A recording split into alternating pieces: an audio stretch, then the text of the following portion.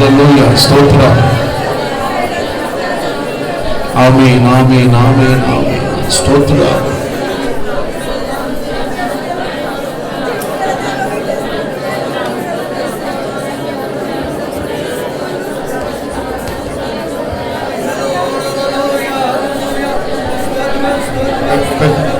స్తోత్రం స్తోత్రం.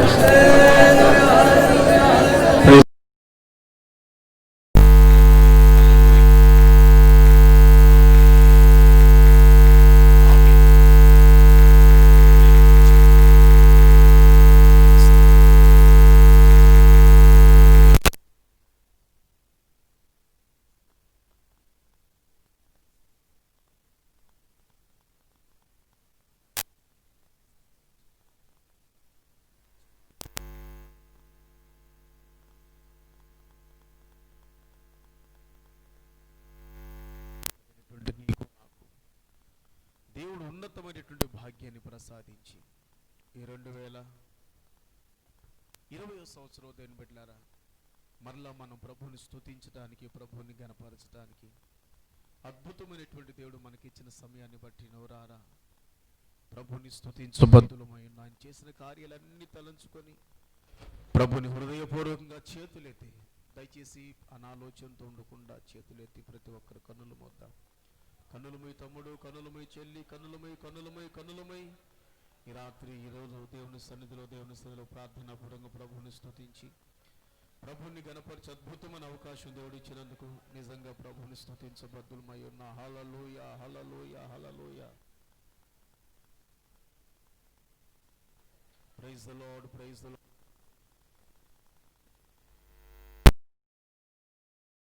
స్తోత్రం స్తోత్రం స్తోత్రం. హల్లెలూయా hallelujah hallelujah hallelujah.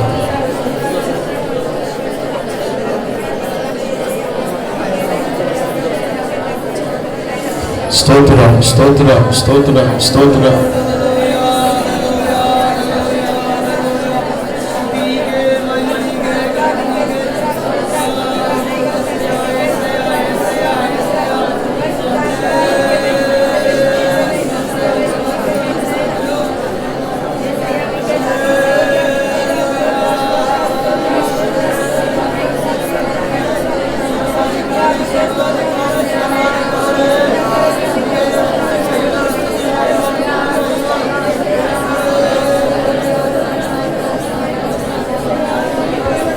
Praise the Lord, praise the Lord, praise the Lord, praise the Lord, praise the Lord, praise the Lord, praise the Lord.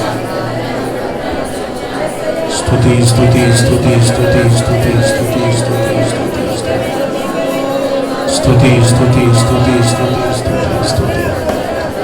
మహిమ ఘనత మహిమ ఘనత మహిమ ఘనత ప్రభావాలు నీకు. మరి కొద్ది నిమిషాల్లో మనం దేని మీద ప్రభు సన్నిధిలో కొత్త సంవత్సరం అడుగు పెట్టబోతున్నాం. పరిశుద్ధాత్మ తన కార్యాలు బలంగా జరిగించినట్లుగా బిడ్డలుగా చేతులతో ప్రభువుని స్తుతిద్దామే. ఆరాధన స్తుతి ఆరాధన ఆరాధన స్తుతి ఆరాధన ఇంతవరకు కాచినది నీ కృపా ఇకను కాయును సాయినది నీ కృపా నీ కృపా ఏమి బదులు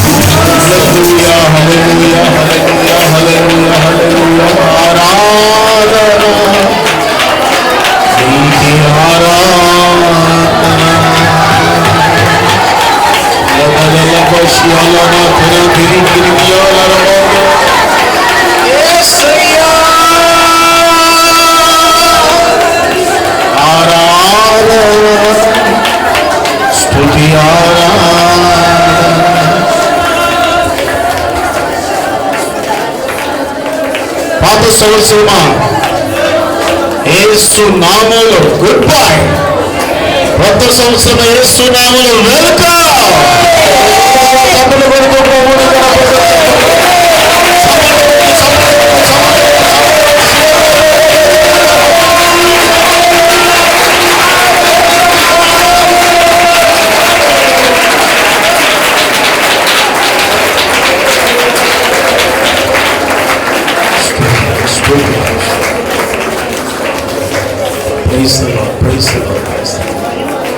స్తోత్రం స్తోత్రం. అందరూ స్తుతించండి, ఎవరు మౌనంగా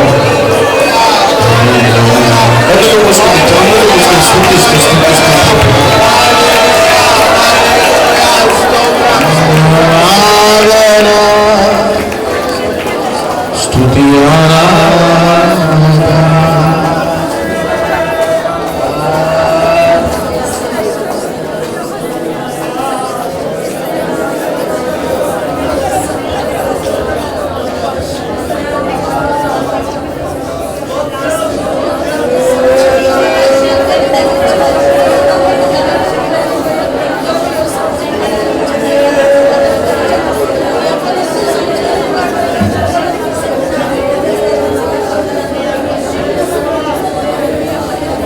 మంచి నాలో లేకున్నను ఇంతగా నన్ను ప్రేమించినావు, ఇది ఉన్నత నీ కృపయే.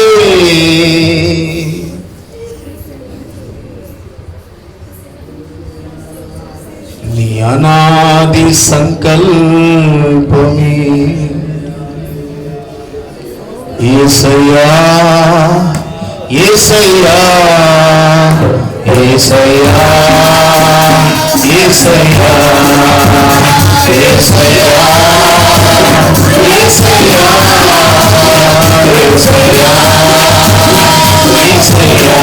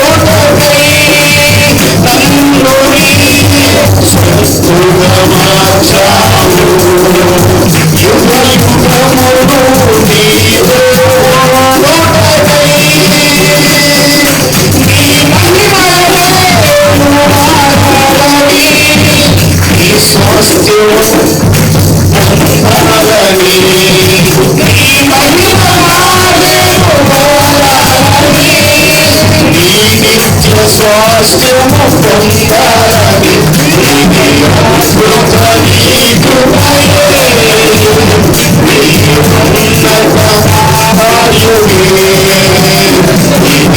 అద్భుత నీ కృపయే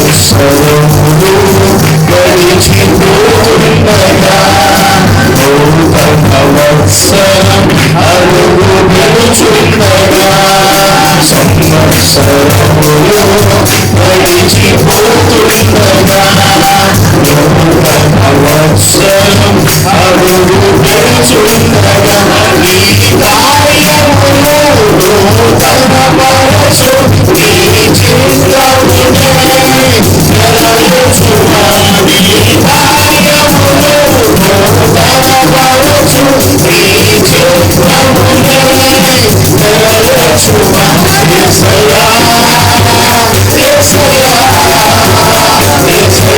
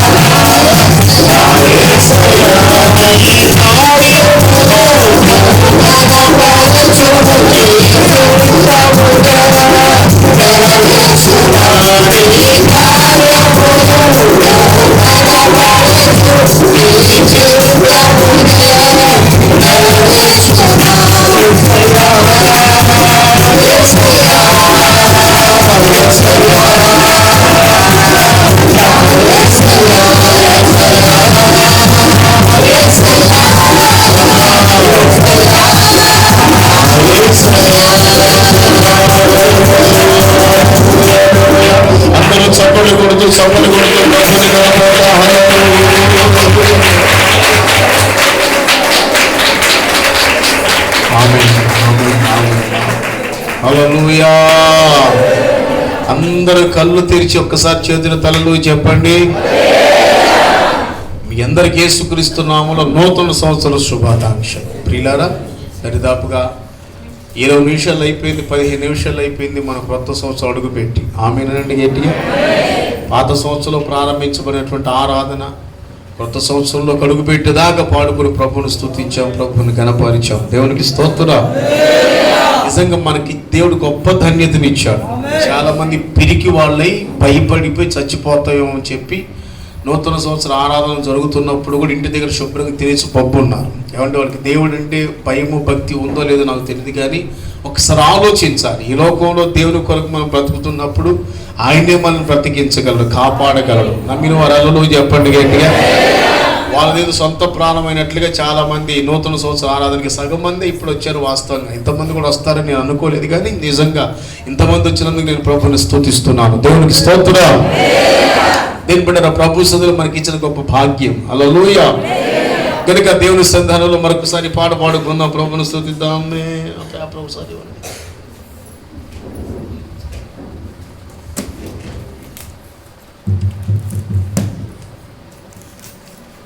నేను ఒక పిచ్చి పాట రాశాను. పిచ్చి పాట మీ దృష్టికి పిచ్చి పాట, నా దృష్టికి అది అద్భుతమైన పాట. దేవునికి స్తోత్రం. హల్లెలూయా. సంవత్సరములు గడిచిపోతుండగా, నూతన వత్సరం అడుగు పెడుచుండగా నీ కార్యాలు నూతన పరచండి, నీ చిత్తం నెరవేర్చని నేను పాట రాసుకున్నాను. ఇంకా అది సరైన రీతిలో పాడుకోలేకపోతున్నాను. అందరూ కలిసి పాడుకుందాం. స్తోత్రం. ఆ పాట అందరు ఆ స్లిప్లు అందరూ తీసుకోండి.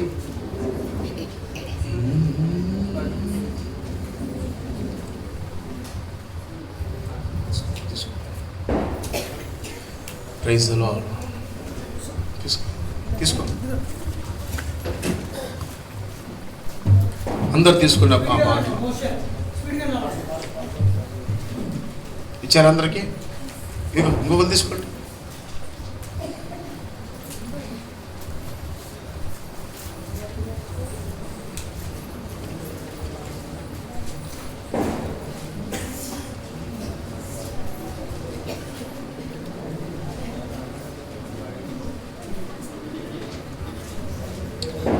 దేవునికి ఒక మాట హల్లెలూయా చెప్పగలరా? నా అనుభవాల్లోంచి నేను రాసిన పాట అది. నాకు పాట పాడటం రాదు, పాటలు రాయటం అంతకంటే రాదు. ఒకసారి దేవుడు చేసిన కార్యాలను తలంచుకొని ఏడుస్తూ ఈ మాటల్ని పాటగా నేను పాడుకుంటూ ఉంటాను. బహుశా మీకు అందరికి అర్థం కాకపోవచ్చు, అయినా ట్రై చేయండి, నేర్చుకోండి. మనందరం కలిసి నేర్చుకుని ప్రభువుని కనపడదాం. హల్లెలూయా. ఇంకా సరైన రీతిలో పాడుకోలేకపోయాం. మన దగ్గర మ్యూజిక్లు అయ్యే ఉండవుగా, ఉంటే చక్కగా మనం కూడా మంచిగా రికార్డ్ చేసేవాళ్ళం. దేని పెట్టారా మళ్ళీ ఆ కృపను దేవుడు ఇచ్చినట్లుగా స్తోత్రం చెల్లిద్దాం.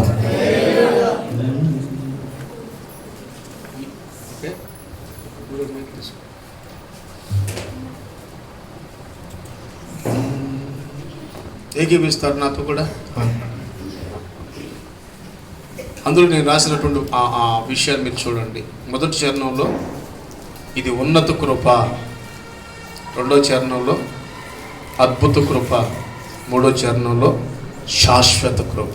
స్తోత్రం అండి గట్టిగా. మొదటి చరణంలో చెప్పండి ఉన్నత కృప. కృప ఇంకా కృప తప్ప వేరొకటి లేదు. స్తోత్రం. రెండో చరణంలో అద్భుత కృప. మీకు బాగా కళ్ళు కనపడతాయని సన్నక్షరాలు వేయించామన్నమాట. చెన్నై కలజోడు అవసరం లేదుగా, మన వాళ్ళకి కలజోతాడు మీరందరూ. హల్లెలూయా. మూడవదిగా శాశ్వత కృప. కనుక ఆయన చేసిన కార్యాలన్నీ తలంచుకుని ప్రభు సన్నిధానంలో దేని పెట్టారా ఈ రీతిగా పాడుకునే భాగ్యాన్ని ప్రభు నాకు ఇచ్చారు. పాడదామా? సంవత్సరములు గడిచిపోతుండగా నూతన వత్సరములు గడుచుండగా నీ కార్యములు నూతనపరచు, నీ చిత్తమునే నెరవేర్చుమా. నీ కార్యములు నూతనపరచు, నీ చిత్తమునే నెరవేర్చుమా యేసయ్యా, యేసయ్యా, యేసయ్యా, యేసయ్యా, యేసయ్యా,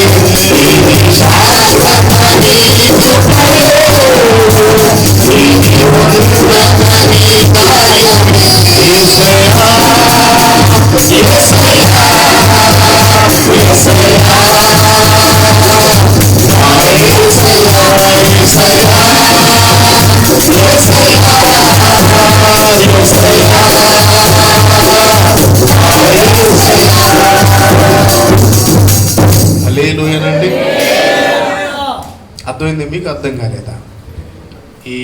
ఏం అర్థం కాలేదు కదా? ఏం అర్థం కాదు కదా?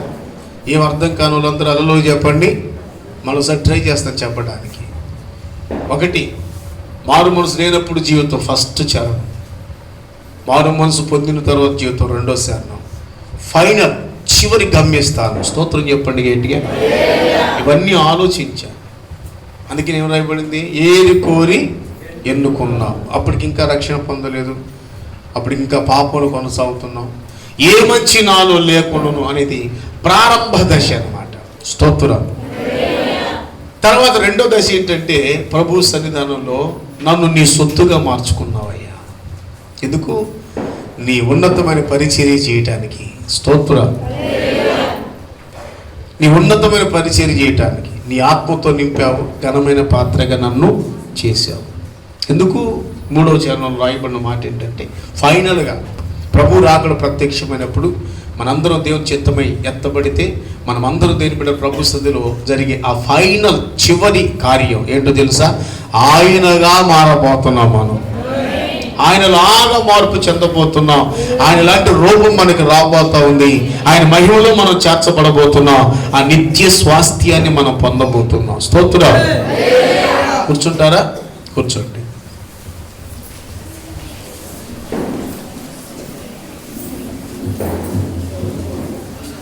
హల్లెలూయా అనండి గట్టిగా. మరోసారి మీ అందరికీ యేసుక్రీస్తు నామములో నూతన సంవత్సర శుభాకాంక్షలు. అందరికి వందనాలండి. Wish you happy new year. పక్క వాళ్ళకి వందనాలు చెప్పి హ్యాపీ న్యూ ఇయర్ చెప్పండి. పక్క వాళ్ళకి సెల్ ఫోన్ తాలూకా మన దరిద్ర విశ్వాసం చేయమాకండి. అవి పనికి మాల పనులు, దెయ్య పనులు అని చెప్పాను మీకు. ఓకేనా? హ్యాపీ న్యూ ఇయర్ చెప్పండి. వెనక వాళ్ళకి ముందు వాళ్ళకి సంతోషంగా హ్యాపీ న్యూ ఇయర్. ఇంకో మాట చెప్పాలి. హ్యాపీ న్యూ ఇయర్తో పాటు కరోనా సంవత్సరం పోయింది, ఆనంద సంవత్సరం వచ్చింది. చెప్పండి. యారికి చెప్తున్నారా? అవి కేకలు పెడితే ఎలా? పక్క వాళ్ళకి చెప్పాలి. కరోనా సంవత్సరం ఇట్ ఇస్ గాన్. ఆమె నండి గట్టిగా. పోయింది కరోనా సంవత్సరం, పోయింది. దేవుని పెట్టారా? ఆనంద సంవత్సరం అడుగు పెట్టాం దేవుని సన్నిధానంలో. కనుక ఈ మంచి అవకాశాన్ని ప్రభు మనకి ఇచ్చారు. స్తోత్రం. హల్లెలూయా. ప్రతి సంవత్సరం ఇంతకుముందు పాటలు రాసేవాడిని. ఈ మధ్య పాటలు రాయట్లేదు. ఎందుకంటే పాటగాళ్ళు ఎక్కువైపోయారు మన చర్చిల్లో. అంటున్నారా? అందుకని వాళ్ళు పాడుతూ ఉంటే చెవుల నుంచి రక్తం వచ్చేస్తుంది. ఇక నా పాటలు కూడా నాశనం చేస్తానన్న ఉద్దేశంతో దేని పెట్టారా? ఇంకెందుకు లేనిపోయిన కూడా ఇటు రాష్ట్రంలో ఎక్కడెక్కడో ఉంటారు, వాళ్ళు రారు, వాళ్ళు వినరు. ఇప్పుడు ఇక్కడ నేను రాసి అనుకోండి, నేను వింటాను, నన్ను కూకబెట్టి పాడుతున్నారు అనుకోండి, మళ్ళీ అన్నమాట. ఇక మీరు తీసే రాగాలకి పాడే పాటలకు ఉరేసుకొని చచ్చిపోవాలని పెద్దది. అందుకని అనవసరంగా పాటలు పాడు చేసుకుంటే ఎందుకని చెప్పి మానేశారు కొన్ని సంవత్సరాలు రాయడం. మరలా ఎందుకో పాట రాయాలనిపించింది దేవుని సన్నిధిలో. ఎన్ని రోజులైంది స్టార్ట్ చేసి? జస్ట్ ఇది 2వ వారం అంతే. పడవడపాలెం పల్లా ఆరాధన ఇచ్చి బండి మీద ఒక్కడిని వస్తున్నప్పుడు ఏడుపు వచ్చేస్తున్నా, కళ్ళలో నీళ్ళు వచ్చేస్తున్నాయి. ఎందుకు ఏడుస్తున్నా నాకు అర్థం కాదు. ఒకసారి అలా ఏడుస్తుంటాను. అలా ఏడుస్తున్నప్పుడు ఈ రాగం నా నోట్లో వచ్చేసింది. సంవత్సరములు జరిగిపోతున్నాయి. చెప్పండి. సంవత్సరంలో సౌండ్ అట్లా సంవత్సరంలో అని అటు ఇటు జరుగుతుందని చూడమాకండి. గడిచిపోతున్నాయి. కొత్త సంవత్సరం వచ్చేస్తుంది. దాని మీనింగ్ ఏంటంటే సంవత్సరములు జరుగుతుండగా నూతన వత్సరం అనగా క్రొత్త సంవత్సరం అడుగు పెడుతుండగా ప్రభువా నీ కార్యాలు నూతనపరచండి. ఏం నూతనపరచాలి? కరోనా కాలం అంతా, కరోనా సంవత్సరం అంతా పోవాలి, ఆనంద సంవత్సరం అంతా రావాలి. స్తోత్రం. హల్లెలూయా. నీ చిత్తం నెరవేర్చండి ప్రభువా నీ దేవుని సన్నిధిలో హబక్కుకు చేసినటువంటి ప్రార్థన అది. సంవత్సరములు జరుగుతుండగా నీ కార్యాలు నూతనపరచండి అని చెప్పి హబక్కుకు ఒక ప్రార్థన చేస్తాడు. ఆ వచనాన్ని పాటగా రాయటం జరిగింది. స్తోత్రం. కనుక దేవుని సన్నిధిలో దేని వాగ్దానం కూడా, ఈ సంవత్సరం వాగ్దానం కూడా ఇందులో కలిపాను. ఆ కింద వాగ్దానం ఈ 2021వ సంవత్సరం ప్రభు చేసినటువంటి వాగ్దానం ప్రభు సన్నిధిలో ప్రార్థన పూర్వకంగా కనిపెట్టి దేవుని దగ్గర అడిగినప్పుడు ప్రభు నాకు బయలుపరిచినటువంటి వాగ్దానం దేని పెట్టారా? యెషయా గ్రంథం 43వ అధ్యాయం 1వ వచనంలో ఏమి రాయబడిందంటే, అక్కడ చాలా మాటలు ఉంటాయి, అవన్నీ కాదు కానీ ఒక మాట, భయపడకుము, పేరు పెట్టి నీకు పిలిచి ఉన్నాను, నీవు నా సొత్తు. చేతులెత్తి స్తోత్రం చెల్లిద్దాం. భయపడద్దు, పేరు పెట్టి నేను పిలుచున్నాను, నువ్వు నా సొత్తు అని ప్రభు ఒక అద్భుతమైన రీతిలో దేని బిడ్డరా నాకు బయలుపరిచి నాతో మాటలాడినప్పుడు దేవుని సన్నిధిలో ఈ మాటను చూసి ధైర్యపరచబడి నన్ను నేను ధైర్యపరచుకుని దేవుని సన్నిధిలో ఈ పాట రాశాను. అందుకే ఇందులో 2 మాటలు అక్కడ రాశాను. ఏమని? 2వ చరణం, పేరు పెట్టి నన్ను పిలిచావు, ఎందుకు? మహిమ కలిగిన నీ సేవ చేయుటకై. అంత మాత్రమేనా? ఆత్మాభిషేకముతో నన్ను నింపి ఘనమైన పాత్రగా నన్ను చేసినావు. ఎలా జరిగింది? మన ఆలోచన కాదు, మన ఊహలు కాదు. ఇది అద్భుత ఘనమైన పాత్రగా మారానంటే, నీ సేవ చేస్తానంటే అద్భుత నీ కృపయే, నీ రక్షణ ప్రణాళికయే. ఒకసారి పాడదామా? ట్రై చేద్దాం, నేర్చుకుందాం. ఇంకా నేను కూడా నేర్చుకోలేదు. రాసింది నేనైనా, ట్యూనింగ్ చేసింది నేనైనా, ఇంకా కొత్త రాగం నాకు ఆ రాగం రావట్లే. ఆమె హల్లెలూయా. సంవత్సరములు గడిచిపోతుండగా నూతన వత్సరం అడుగు పెడుతుండగా కలిసి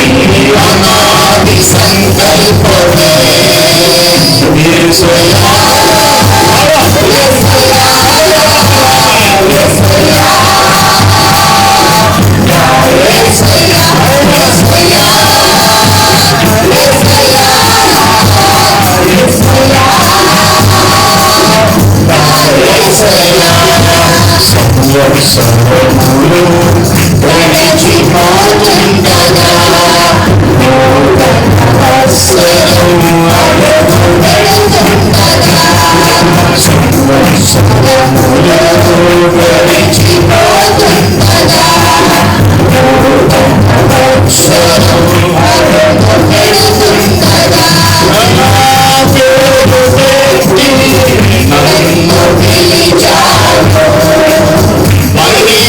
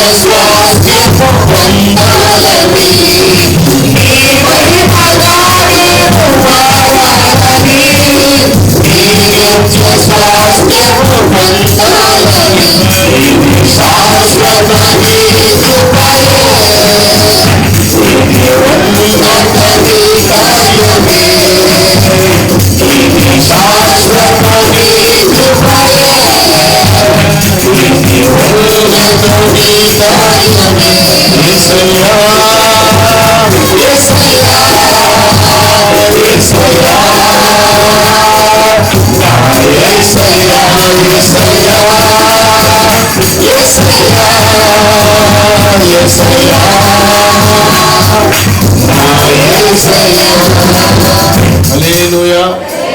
చేతుని తలలో చెప్పండి. నిజంగా చెప్పండి, ఎలా ఉంది? ఎలా ఉందమ్మా? పాటలాగే ఉందా లేదా? సౌండ్ రావట్లే ఎవరికి. ఏం చెప్తే ఏం జరుగుద్ది అన్నట్టు చూడమా.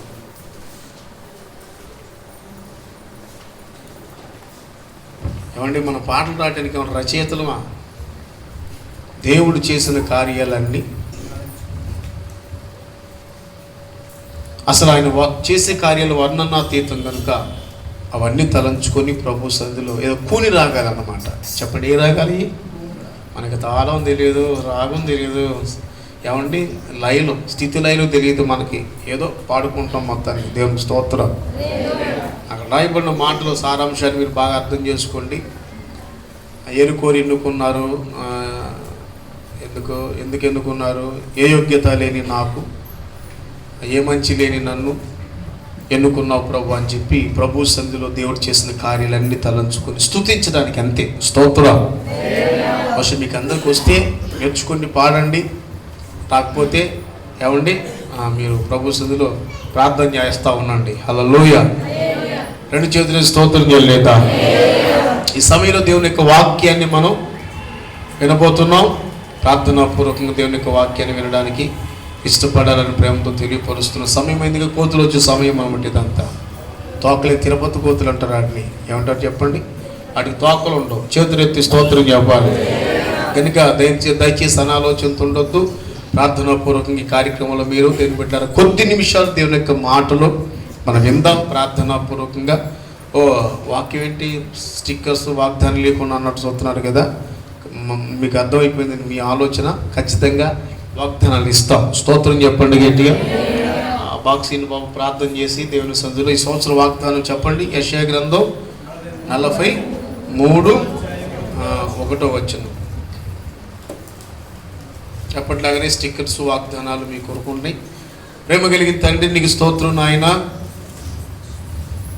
నీ సన్నిధిలో కనిపెట్టి ప్రార్థించినప్పుడు మీరు మాకు బయలుపరిచిన నీ వాగ్దానం కొరకు స్తోత్రం. యేసు నామములో కృప కలుగును గాక. ఈ వాగ్దానాలన్నీ నీ బిడ్డల పక్షం నెరవేర్చండి, జరిగించండి. మీరు ఏదైతే మాట ఇచ్చారో మాట నెరవేర్చడం సమర్థత కలిగిన దేవుడు, మీకు అసాధ్యమైంది ఏమీ లేదు. అద్భుతమైన కార్యం జరిగించి మహిమ పొందండి. యేసు నామం పేట ప్రార్థించి పొంది ఉన్నాము తండ్రి. Praise the Lord. హల్లెలూయా.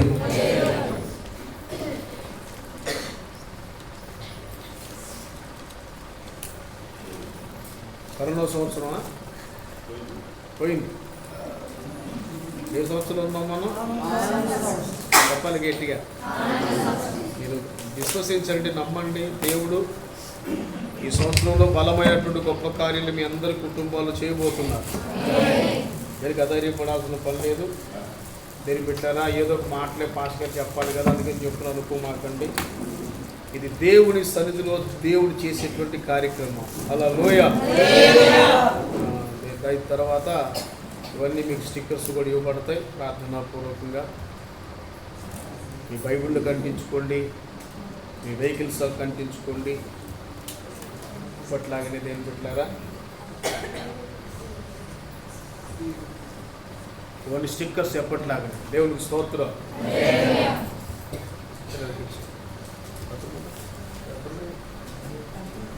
పెడుతున్నారు.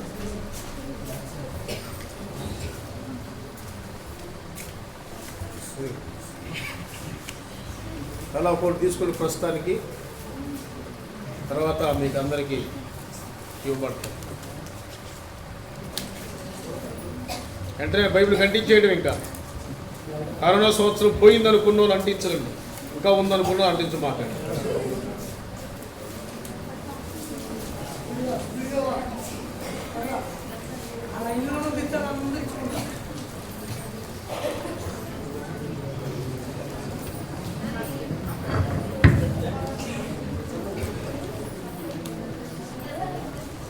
పురుషులు ఈ లైన్ వేరే పోయారా?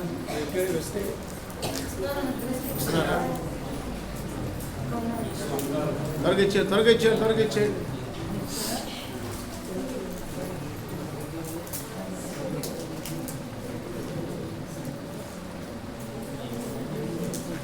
రిషి మరి గొడవ అయిపోతున్నాను. వెళ్ళు దొరికిచ్చి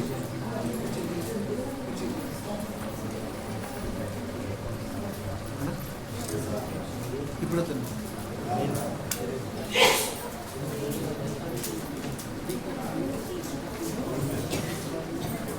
తీసుకున్నారా? అంటించండి, బైబిల్ కంటించండి, ప్రతి ఒక్కరు బైబిల్ కంటించండి. ఒక స్టిక్కరే కాబట్టి అలా అంటించేసి మీ బైబిల్ అలా పైకెత్తి చూపిస్తే మనోడు మీడియా కుర్రాడు వచ్చాడు, రేపు పొద్దున మీ ఫోటోలన్నీ పేపర్లో వేస్తారు. మీకు విచిత్రమైన సంగతి చెప్పమంటారా? పోయిన సంవత్సరం కెమెరా తెచ్చాడు, ఇప్పుడు ఫోటో చూపించరా, అసలు ఉన్నాయో లేవో కూడా తెలియదు అంటారండి. 3 సంవత్సరాలా? 3 సంవత్సరాలు చెప్తూనే ఉన్నాడు మనోడు, ఒక్క ఫోటో కూడా రాలి దేవుని కృపను బట్టి. హల్లెలూయా. తీసుకో త్వర తీసేసుకోండి. ఇంకా నా అయిపోయింది తల్లి. అంటించండి. కరోనా సంవత్సరం పోయిందనుకున్న వాళ్ళు అంటించండి రా బాబు, ఇంక చెప్పగలిగింది ఏమి లేదు. బైబిల్ లోపల కాదు అంటించుకునేది, బైబిల్ పైన, బైబిల్ లోపల అంటించుకుంటే ఏం ప్రయోజనం? చూడాలి కదా, ప్రజలు చూడాలి, ఆ వాగ్దానం చదువుకోవాలి. ఆ వాగ్దానం మన పక్షాన అందరి పక్షంలో నెరవేర్చాలన్నట్లుగా మీరు ప్రార్థనాపూర్వకంగా ఉండాలి. చేతులైతే అందరూ హల్లెలూయా చెప్పండి గట్టిగా. ఇంకెవరికైనా లేకపోతే ఇక్కడ ఉన్నాయి, తర్వాత మీరు 1 కాకపోతే 2 తీసుకోండి, 2 కాకపోతే 3 తీసుకోండి. వాగ్దానాలని మీరు మీ కొరకే కాబట్టి మీరు అదరి పడాల్సిన పర్లేదు, కనకర పడాల్సిన.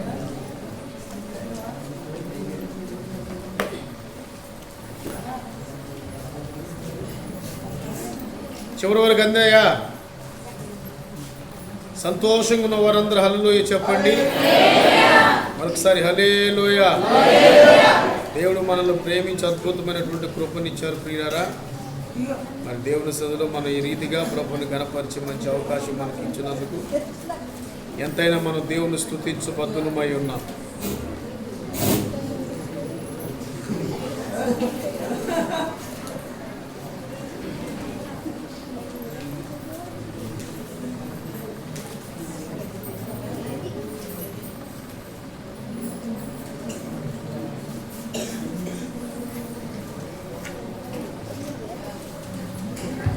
హల్లెలూయా.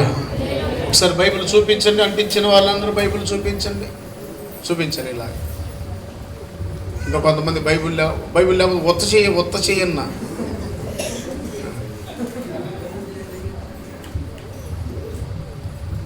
హల్లెలూయా. ఈ సమయంలో దేని పెట్టారా? ఒక 2 విషయాల కొరకు ప్రార్థన చేయాలి మనం. ఒకటి, మన సంఘాలు అక్కడక్కడ సంఘ పెద్దలు ఉన్నారు, వారందరినీ దేవుని అభిషేకం ఆవరించాలి. స్తోత్రం చెప్పండి. ఆత్మ సంబంధ సంఘ క్షేమం కొరకు ఉపదేశ క్రమానికి లోబడి ఈ పరిచర్య అభివృద్ధి కొరకు ప్రయాసపడే కృపని సంఘ పెద్దలందరికీ దేవుడు ఇవ్వాలి. ఆ రీతిగా మనం ప్రార్థించాలి. రెండోది, నాతో పాటు పరమానంద శిష్యులు ఉన్నారు నాతో పాటు. అంటున్నారా? ఎంత పెద్ద శిష్యులు అంటే, పరమానందయ్య గారు ఒక రోజున రే బడుద్దాయిలో సూది తీసుకురండి రా అన్నాడు. సూది ఏంటి మాట్లాడాలి. ఎంతమంది పరమానంద శిష్యులు? 12. మీకు తెలుసు, ఇంకా 12 మంది. ఈ 10 మంది 12 మంది సూదికి వెళ్దాం ఓహో అనుకుంటే 12 మంది వెళ్ళిపోయారా? ఇప్పుడు సూది ఎంత ఉందండి? ఎంత ఉంది? అంతే కదా. ఇప్పుడు నేను తీసుకుంటాను కూడా వాడుకున్నాను. వాళ్ళలో మహామేధావులు రై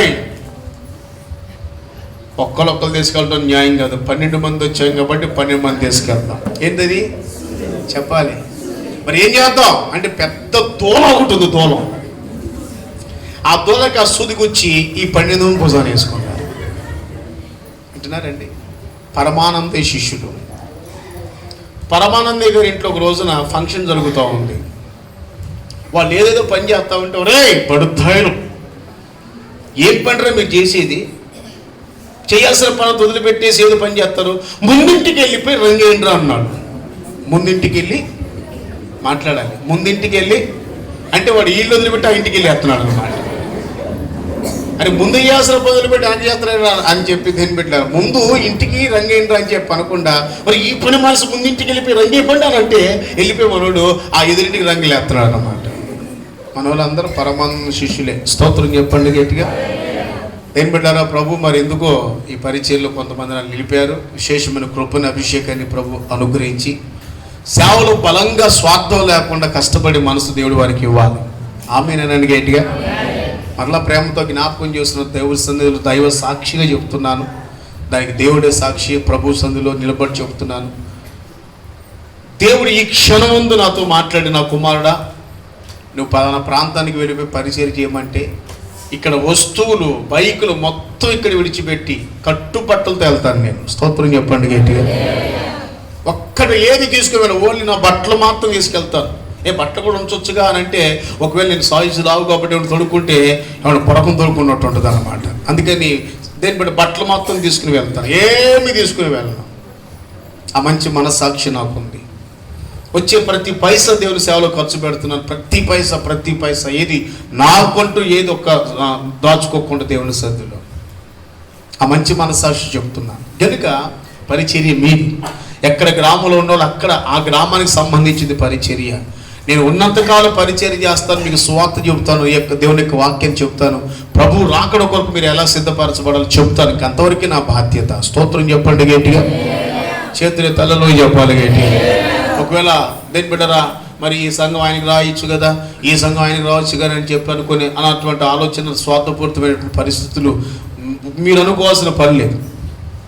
కనుక దేవుని సేవలో ఉన్నంతకాలం ప్రభు పనిలో కొనసాగుతాం, ప్రభు పనులను ప్రాణం విడుస్తాం. కనుక ఆ రీతిగా విశేషమైనటువంటి సమర్పణ కృపతో దేవుడు నింపి నడిపించినట్లుగా ప్రార్థన చేయాలి. ఇప్పుడు మొట్టమొదటి సంఘ పెద్దలందరూ లేస్తారు.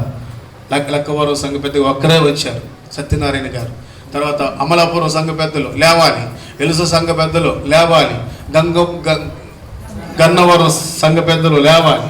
లేచి ముందుకు వస్తే వారి కొరకు ప్రార్థన చేస్తారు. రండయ్యా. గమానేలు గారు, గోపి గారు, చిన్న గారు,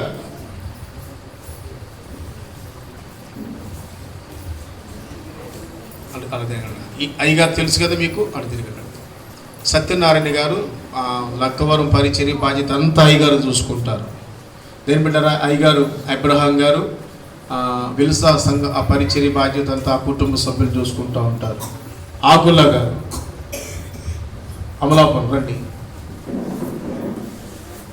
ప్రభుదాస్ గారు రాలేదా? మలపురం సంఘ పెద్దలు ఇంకా రాలేదు, కొంతమంది వచ్చారా? రా. మన ఎవరికి రాకపోయినా వాళ్ళ పద్ధతిని భయం వాళ్ళకి, అది ఏంటది, అందుకని రాలేదు. స్తోత్రం.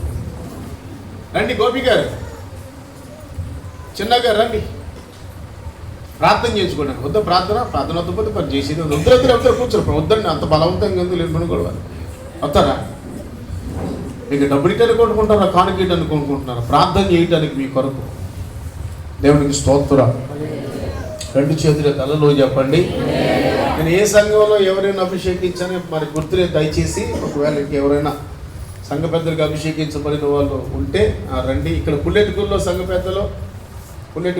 పెద్దలకు అభిషేకించిన వాళ్ళు పుల్లెటికూరు పేరు చెప్పానా? పుల్లెటికూరు సంఘ పెద్దలు రెండోసారి ఇంకేం చెప్పాలి మరి? ఇంకెవరు ఇంకా సంఘ పెద్దలకు అభిషేకించబడిన వాళ్ళు ఎవరు లేరా? జాని గారు అక్కడేనా? రైట్. దేవునికి స్తోత్రం కలుగును గాక. అందరూ మోకరించండి, ప్రార్థన చేద్దాం. సంఘ పెద్దలు అందరికి వినండి. సంఘ పెద్దలు అంటే సేవకులు చెప్పినట్లు చేయటమే సంఘ పెద్దల పని. సొంత పెత్తనం చేయకూడదు. హల్లెలూయా గట్టిగా. సేవకులు చెప్పినట్లు ఏ పని అయితే చెప్తారు, సేవకులు ఆ మాటకు లోబడి, సేవకులు చెప్పిన నడిపింపుకు లోబడి, వాళ్ళ సంఘక్షేమం కొరకు, సంఘం యొక్క అభివృద్ధి కొరకు. ఒకవేళ వాళ్ళకి ఏదైనా ఆలోచన వచ్చాయనుకోండి, అయ్యా నాకు ఈ తలంపు వచ్చింది, ఈ ఆలోచన వచ్చింది, ఇలా చేద్దాం వద్దా అని చెప్పి సేవకులతో సంప్రదించి అలా సంఘ కార్యక్రమం, సంఘక్షేమం కొరకు ప్రయాసపడేవాళ్ళు సంఘ పెద్దలు. స్తోత్రం. వెంకన్న ఫోన్ ఆడుకుంటున్నా, వెంకన్న ఫోన్ కదా అదే, కూర్చో సరిగ్గా ఇటు చూడండి, నా మాటలు వినండి. ఇప్పుడు వీళ్ళందరూ కొరకు ఇంకా చాలామంది సంఘ పెద్దలు రావాలి మన సంఘాలలో. వాళ్ళు దేని పెట్టారా మరి వారికి కూడా దేవుడు విశేషమైన కృప ఇవ్వాలి. ప్రార్థన చేద్దాం. వారిని, వారి కుటుంబాన్ని, వారి బిడ్డల ప్రభు ఆశీర్వదించాలి. ఇంకా శక్తి లోపం లేకుండా సంఘక్షేమం కొరకు సేవకుని యొక్క మాటకు లోబడి వాళ్ళ పరిచయం కొనసాగించడానికి దేవుడు కృప చూపినట్టుగా అందరూ నోరు తెరిచి చేతులెత్తి ప్రార్థన చేద్దాం. సంఘ ప్రజలందరికీ thank you Jesus. Hallelujah, hallelujah, హల్లెలూయా.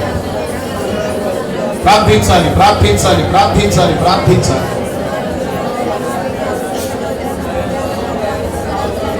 మహిమ నీకే, ఘనత నీకే, మహిమ నీకే, ఘనత నీకే, ప్రభావాలు నీకే నాయన.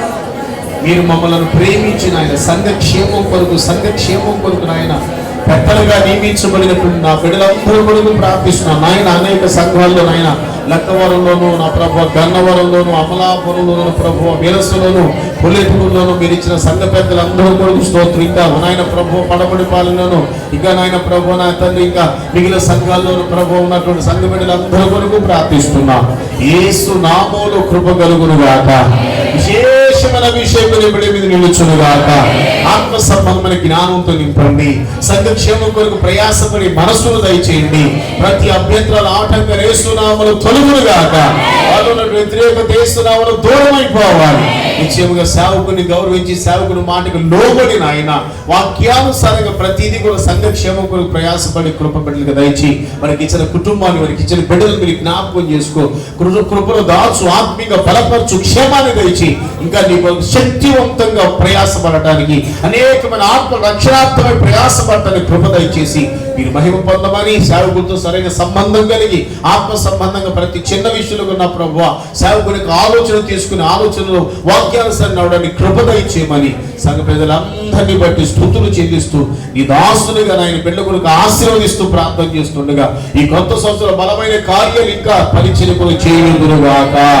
ప్రభుత్వ నింపండి, కార్యం జరిగించిన మహిమ పొందండి. యేసు నామములో ప్రార్థించి పొంది ఉన్నాము తండ్రి, ఆమేన్. దేవుడు ఆ రీతిగా సంఘ పెద్దలందరినీ బలంగా కృపతో నింపి ఆశీర్వదించి అభిషేకించినట్లుగా స్తోత్రం చెల్లిద్దాం.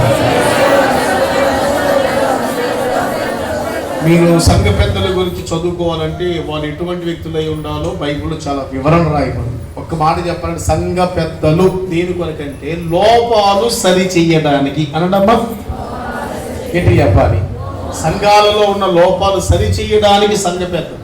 కనుక బైబిల్ యొక్క వాక్యంలో సంఘ పెద్దల గురించి తిమోతికి రాసిన మొదటి పత్రిక 3వ అధ్యాయం 1వ వచనం నుంచి మీరు దరిదాపుగా 13 వచనాల దాకా చదువుకుంటే సంఘ పెద్దలు ఎలా ఉండాలో, వాళ్ళ కుటుంబ పరిస్థితులు ఎలా ఉండాలో, ఎలాంటి వాళ్ళు సంఘ పెద్దలుగా ఉండొచ్చో, ఎలాంటి వాళ్ళు సంఘ పెద్దలుగా ఉండకూడదో చాలా వివరంగా పరిశుద్ధాత్మలు సంఘ పెద్దల గురించి రాస్తూ వచ్చారు. కనుక అటువంటి మంచి మనస్సు ప్రభు వారికి ఇచ్చినట్లుగా మరొకసారి స్తోత్రం చెల్లేదా.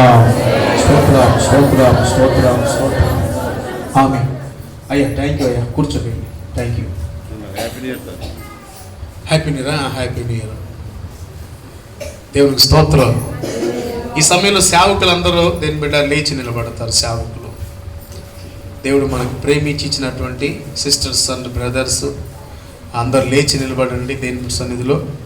దేని బిడ్డ ప్రభు ప్రేమించి ఈ పరిచర్యకి, ఈ మినిస్ట్రీకి ఇచ్చిన సేవకులు వినండి. పరిచర్య నా ఒక్కడిదే కాదు, ప్రారంభించింది నేనైనప్పుడు కూడా మా అందరిది. స్తోత్రం చెప్పండి. రెండోదిగా మన అందరిది. ఆమెను చెప్పండి గట్టిగా, మన అందరిది. కనుక అందరి బాధ్యత అందరికి ఉంటుంది. కనుక ఈ విషయాన్ని మీరు గమనించి ప్రార్థనాపూర్వకంగా చివరి దినాలలో ఉన్నాం. అపవాది ఎన్నో రకాల అభ్యంతరాలు, ఆటంకాలు, సమస్యలు కలుగు చేయకుండా శక్తి లోపం లేకుండా పరిచర్యలో వాళ్ళు కష్టపడాలి. ఆమెనండి గట్టిగా.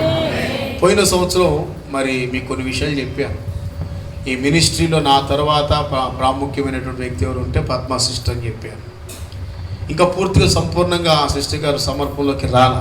స్తోత్రం చెప్పండి గట్టిగా. ఇక్కడ ఉండి బాధ్యతలను చూసుకోవాలి. కానీ కొన్ని కుటుంబ పరిస్థితులను బట్టి దేని బిడ్డలు మరి ఇంటి దగ్గర కూడా కొన్ని బాధ్యతలు ఉన్నాయి కనుక ఆ కార్యక్రమాన్ని కొనసాగిస్తూ ఉన్నారు. సహోదరి కొరకు ప్రార్థించండి. రెండవదిగా దేని బిడ్డ ఇక్కడ చర్చి, ఇక్కడ పరిచర్యలో నాకు అసిస్టెంట్ పాస్టర్గా మా సత్యం గారిని ఏర్పాటు చేసుకున్నాం. పేరుకు మాత్రం అసిస్టెంట్ పాస్టర్ గారే, నేను ఆయనకి పాస్టర్ గారిని అసిస్టెంట్ పాస్టర్ గారిని అనమాట. చేతులు తలలో చెప్పండి ఏంటిగా. కనుక మరి అసిస్టెంట్ పాస్టర్గా సత్యం గారిని ఏర్పాటు చేసుకున్నాం, మీకు అందరూ తెలుసు. మూడవదిగా ఇక్కడ చర్చిలో ఈ ప్రాంగణం అంతటి బాధ్యతను నానికి అప్పగించేస్తున్నాను. స్తోత్రం చెప్పండి గట్టిగా. ఒక చిన్న నూలు పోగు, చిన్న గుండు సూదులు ఎందుకుంటలే, ఎగ్జాంపుల్ మీకు అర్థం కావడం చెప్తున్నాను. మొత్తం బాధ్యత ఆ బాబుది, నానిది. ఎందుకంటే దేని పెట్టారా, ఆ బాబు కూడా తల్లిదండ్రులు విడిచిపెట్టి దేవుని యొక్క సన్నిధిలో ఒక అద్భుతమైనటువంటి ఆలోచనతో వచ్చారు. దేవుని సన్నిధిలో వారు అద్భుతమైన సమర్పణతో ముందు కొనసాగుతున్నారు. కనుక ఈ పరిచర్యలో ఇక్కడ సంఘంలో ఏ చిన్న వస్తువైనా, సత్యం గారైనా పద్మ అయినా ఎవరైనా ఏదైనా వస్తువు తీసుకోవాలంటే నానిని అడగాల్సిందే. ఏ బాబు నానే, నేను కూడా అడగాల్సిందే. నానికి అంత గొప్ప అధికారం. స్తోత్రం చెప్పండి గట్టిగా. ఇక్కడ ఈ పరిచర్యలో ఉన్నటువంటి ప్రతి చిన్న వస్తువు మీద ఆ పిల్లోడికి బాధ్యత అప్పగిస్తున్నాం. నా తర్వాత పద్మ సిస్టర్ గారికి అని చెప్పాను, పరిచర్య బాధ్యత అంతా దేవునికి స్తోత్రం. ఆ తర్వాత నాకు అసిస్టెంట్ పాస్టర్ గారేమో సత్యం గారు అని చెప్పాను, దేవుని పెట్టారా. ఆ తర్వాత అందరం కలిసి చేసేటువంటి పాస్టర్లుగా ఇస్సాక్ గారు అందరూ ఉన్నాం. కనుక మా అందరి కొరకు మీరు ప్రార్థన చేయాలి. చెప్పండి, చేస్తారా చేయరా? సత్తా ఉన్నట్టు చెప్తున్నారు, చేస్తారా? చేయండి. మోకాళ్ళ మీద ఉండి వినండి. పరిచర్య అంటే మనుషులు తెలివితో చేసేది కాదు, దేవుని జ్ఞానంతో కావాలి. బైబిల్లో ఒక చక్కని మాట, శక్తి చేతనైనను బలమ చేతనైనను కాక నా ఆత్మ ద్వారా చేస్తారని ప్రభు చెప్పారు. దేవునికి స్తోత్రం. ఈ పరిచర్య చేయాలంటే ఎంతో జ్ఞానం కావాలి. అందుకని యేసు ప్రభు వారు సేవకు పంపిస్తూ ఇద్దరిని పంపిస్తూ ఏమన్నారంటే, తోడేళ్ళ మధ్యలోకి గొర్రె పిల్లలు పంపుతున్నట్లుగా నేను మిమ్మల్ని పంపుతున్నాను. మీరు ఎలా ఉండాలంటే పాము వలె వివేకము కలిగి, పావురము వలె నిష్కపటమైన వ్యక్తుల్లాగా ఉండాలని యేసు ప్రభు వారు చెప్పారు. అంటే వివేకం అనగా దేని మీద చాలా ఆత్మ సంబంధమైనటువంటి జ్ఞానం మనకు కావాలి. ఈ జ్ఞానం లేకపోతే పరిచయం మనం చేయలేము. ఈ జ్ఞానం లేకపోతే పరిచయం కొనసాగడానికి అవకాశం లేదు. జ్ఞానం లేకపోతే ఎవడో మన మాటకు లోబడరు. స్తోత్రం చెప్పండి గట్టిగా. ఈ రోజున దేని బిడ్డలు ప్రభు సన్నిధానంలో దేవుడిచ్చిన జ్ఞానంతో నీ పరిచయం కొనసాగుతూ ఉంది. కనుక ఒకటి, ఆత్మ సంబంధమైన దైవికమైన జ్ఞానం కావాలి. రెండు, వాక్య ప్రత్యక్షత కావాలి. అనండి గట్టిగా చెప్పండి. వాక్య ప్రత్యక్షత అంటే పరసంబంధమైనటువంటి వర్తమానం ప్రతి వారం చెప్పగలగాలి. ఆ విశేషమైన కృప అనుగ్రహించున్నట్లుగా వరాలతో ప్రభు నింపాలి. ముఖ్యంగా స్వార్థము లేకుండా, చెప్పండి అమ్మా, స్వార్థం లేకుండా, శక్తి లోపం లేకుండా నమ్మకంగా మినిస్ట్రీలో పరిచర్య క్షేమం కొరకు, మినిస్ట్రీ క్షేమం కొరకు ప్రయాసపడే కృపని దేవుడు వారికి ఇచ్చినట్లుగా, నాకు ఇచ్చినట్లుగా మీరందరూ మా వైపు మీ కుడి చేతులు చాపి ఉంటే మంచి మనసుతో ప్రార్థించండి. అందరూ ప్రార్థించండి. హల్లెలూయా, హల్లెలూయా, హల్లెలూయా. ఆమేన్ చెప్పేంత వరకు చేస్తూనే ఉండాలి. బలంగా మంచి మనసుతో చేయండి. అయ్యా, మీ దాసులకు విశేషమైన కృప దయచేయండి. అద్భుతమైన జ్ఞానంతో నింపండి. ఉన్నతమైన అభిషేకంతో నింపండి. బలమైన వాక్య ప్రత్యక్షత అనుగ్రహించండి. పరలోకపు మర్మాలు బయలుపరచు నాయనా.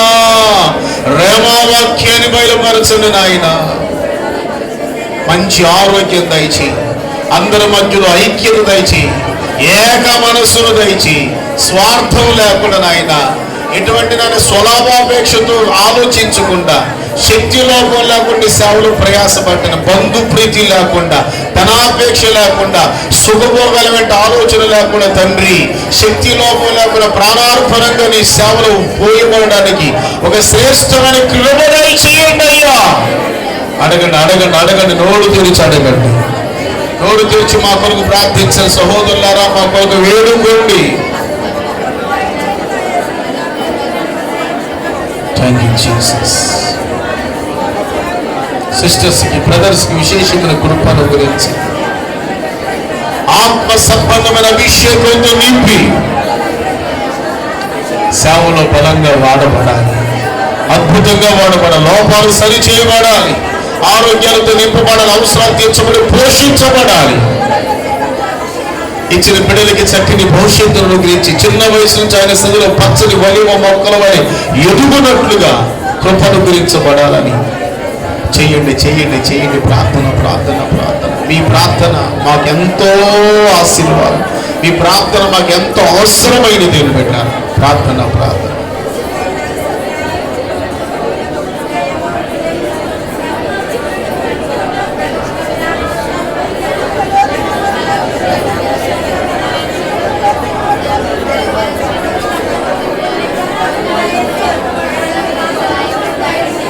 జీసస్.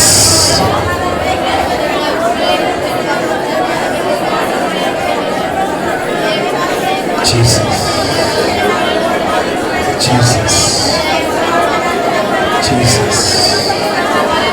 జీసస్. ఆమేన్.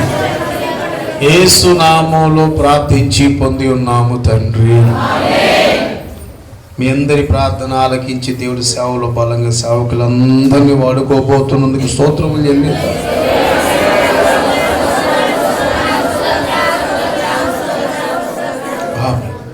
తెచ్చుకోవచ్చు.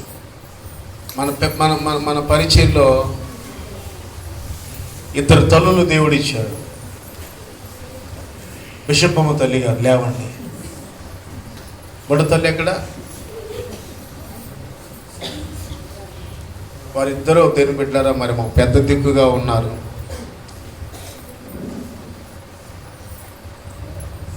నేనంటే చాలా గౌరవం, చాలా ప్రేమ, మర్యాద వాళ్ళకి.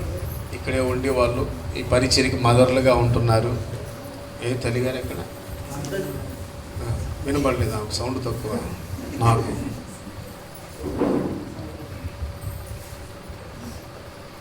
వాళ్ళు ఎంతగానో ప్రేమిస్తారు, ఎంతగానో గౌరవిస్తారు నన్ను. దీన్ని పెట్టారా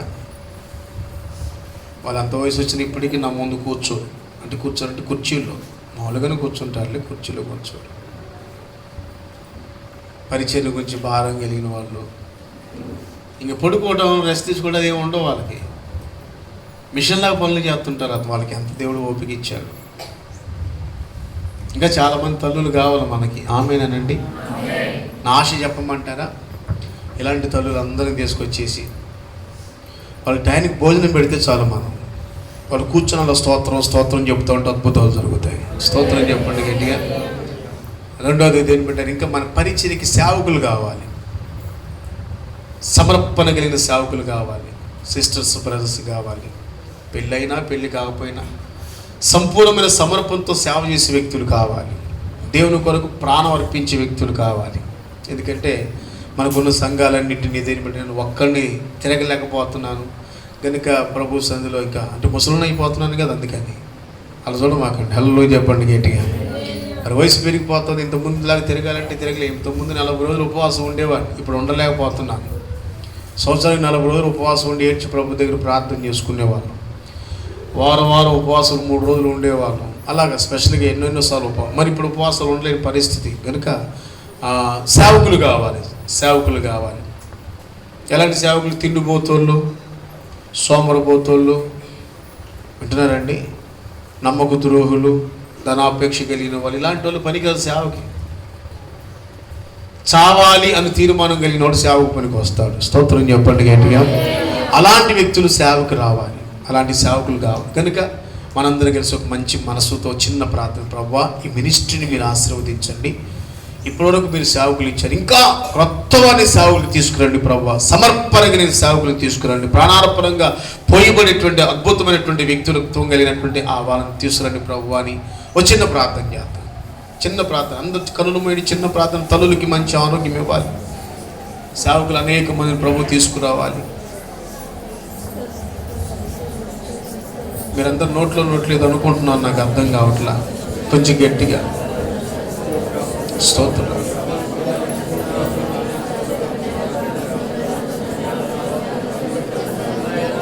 స్తోత్రం.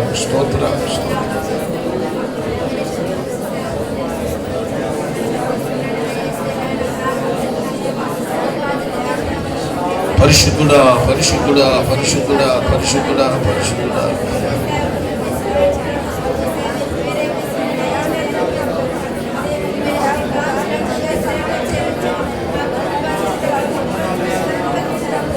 స్తోత్ర.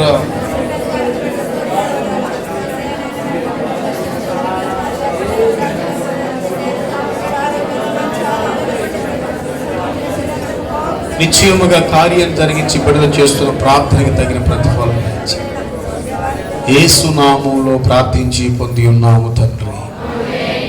ఆమేన్. ప్రార్థనలకి ఇచ్చి కార్యాలు జరిగిస్తున్న దేవునికి స్తోత్రం చెల్లిద్దాం. ఆమేన్. హల్లెలూయా. అందరూ సంతోషంగా హల్లెలూయా చెప్పండి. మరోసారి మీకు అందరికీ యేసుక్రీస్తు నామములో నూతన సంవత్సర శుభాకాంక్షలు. నా దేవుడు మిమ్మల్ని మీ కుటుంబాన్ని సంతోషకరమైన సంవత్సరం ప్రవేశపెట్టినందుకు మరొక్కసారి స్తోత్రములు చెల్లిద్దాం. ప్రియులారా, దేవుని యొక్క వాక్యాన్ని కొద్ది నిమిషాలు వెరీ సింపుల్గా చాలా తక్కువ సమయం చెప్పి త్వరగా ఈ కార్యక్రమాన్ని ముగించుకొని ఎటువంటి వెళ్ళిపోదాం. రైట్, దేవుని స్తోత్రం చెప్పండి, సంతోషంగా హల్లెలూయా చెప్పండి. వాగ్దానం అనండమ్మా. ఏంటి వాగ్దానం? ఈ సంవత్సరం దేవుడు మనకి ఇచ్చిన వాగ్దానం యెషయా గ్రంథం 43వ అధ్యాయం మొట్టమొదటి వచనంలో రాయబడిన మాట. ఏం రాయబడింది బైబిల్ యొక్క వాక్యంలో? భయపడకుము, పేరు పెట్టి నేను పిలిచి ఉన్నాను, నీవు నా సొత్తు. చేతులెత్తి స్తోత్రం చెల్లిద్దాం.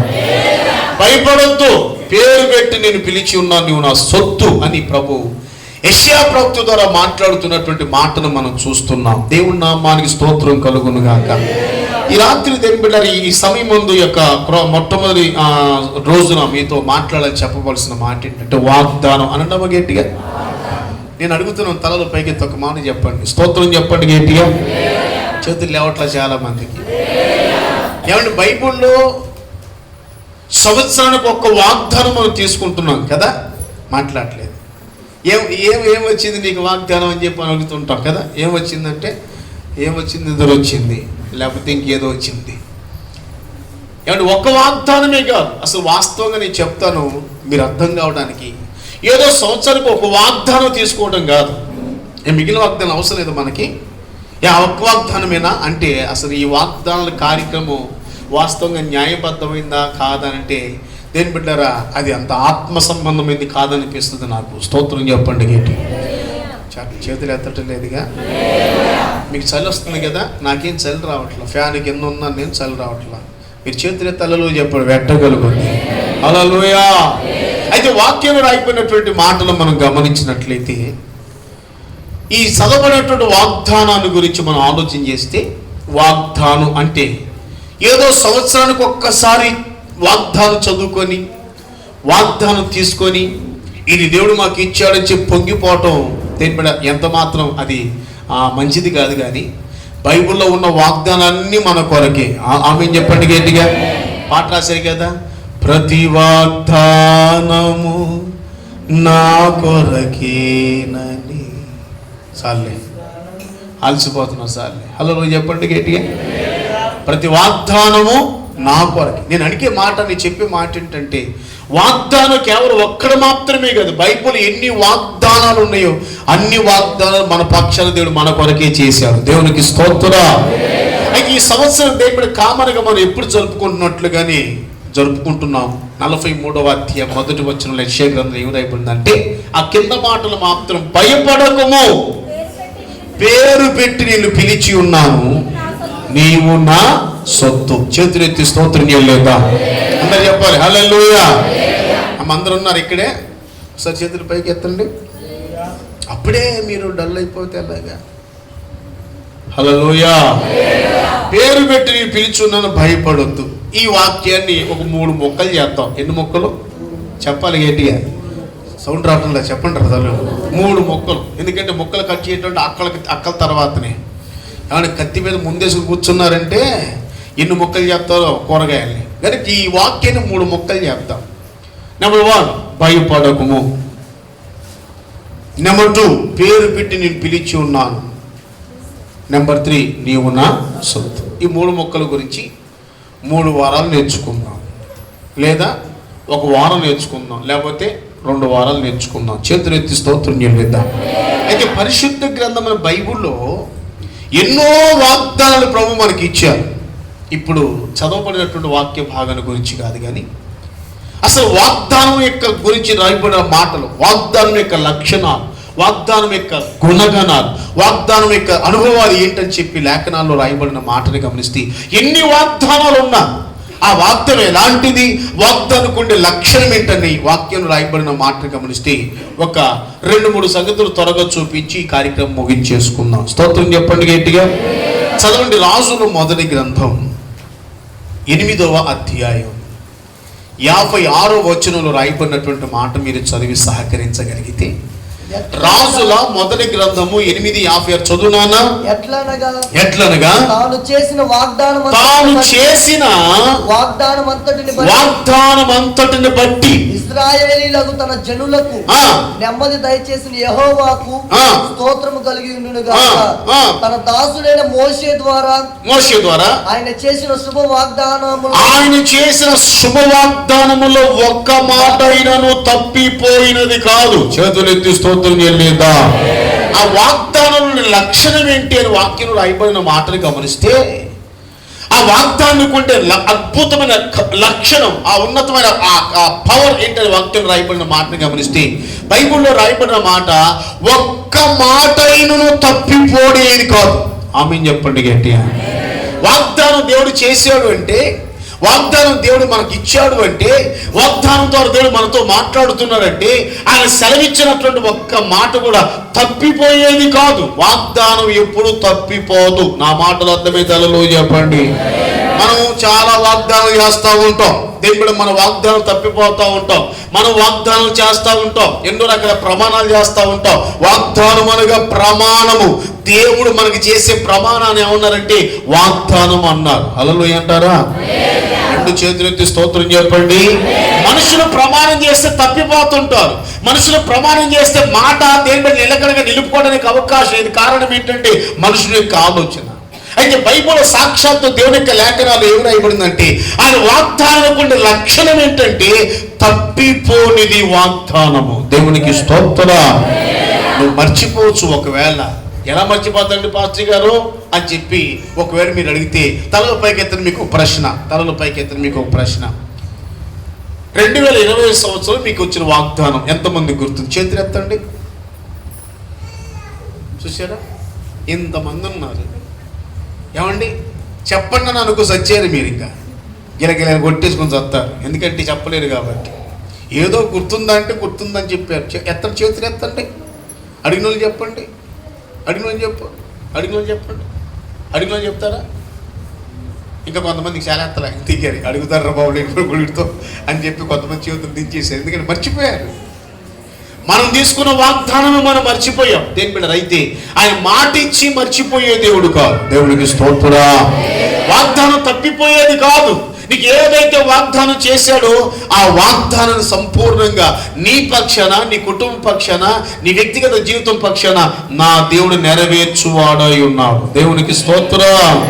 ఆ మాట తప్పని శుభవాగ్దానం అని బైబిల్లో రాయబడినటువంటి మాటను మనం చూస్తూనే ఉన్నాం. ఆయన ఇచ్చేటువంటి ఆ వాగ్దానం శుభవాగ్దానము అని భక్తుడైనటువంటి ఆ రాజుల గ్రంథంలో రాస్తున్నటువంటి మాటను మనం చూస్తే, మన పితృడైనటువంటి మోషేకి దేవుడు ఏ వాగ్దానం చేశాడో ఆ శుభవాగ్దానంలో ఏది తప్పిపోలేదు. ఒక్క మాట కూడా తప్పిపోలేదు అని లేఖనాల్లో రాయబడిన మాట. వాగ్దానంలో మొట్టమొదటి లక్షణం ఏంటంటే తప్పిపోనిది. చేతులెత్తి స్తోత్రం చెల్లిద్దాం. రెండవ అనుభవం ఏంటంటే వాక్యంలో రాయబడినటువంటి మాటని గమనిస్తే నిత్యమైనది అని బైబిల్లో రాయబడింది. ఏంటది? వాగ్దానం. చదవండి, తీతుకు రాసినటువంటి పత్రిక 1వ అధ్యాయం 2-3 వచనాల్లో రాయబడినటువంటి మాటని గమనిస్తే, తీతు పత్రిక క్రొత్త నిబంధన గ్రంథంలో తీతు పత్రిక 1వ అధ్యాయం 2-3 వచనాల్లో రాయబడిన మాట చదువుకుంటే, రాయబడిన మాట చదువునా?